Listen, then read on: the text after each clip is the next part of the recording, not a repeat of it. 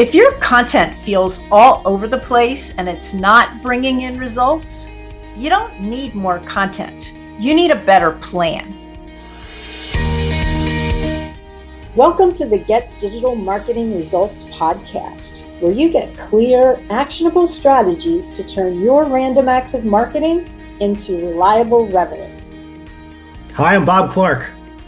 And I'm Donna Body with Delos Inc., and we make the web work for you. Today, we're talking about content pillars, how to stop posting randomly and start organizing your content around the business you actually want to get. That's right, Donna. These days, search engines and AI don't just look at a single post. They're looking at your site and your channels as a whole. Is the content helpful? Is there a clear pattern?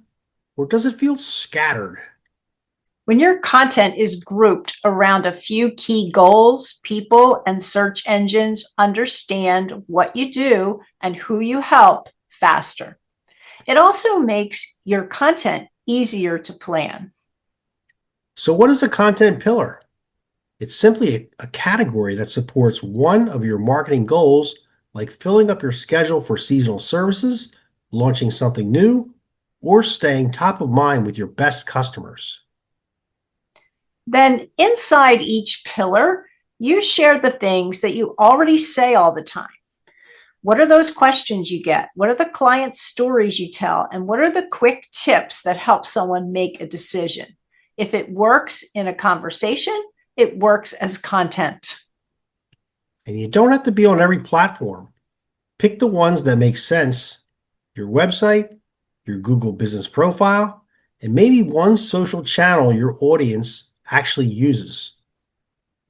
Once you've got the topic, then you need to match it to the format that fits. A blog post, a short video, a Google update, whatever works best where you're posting.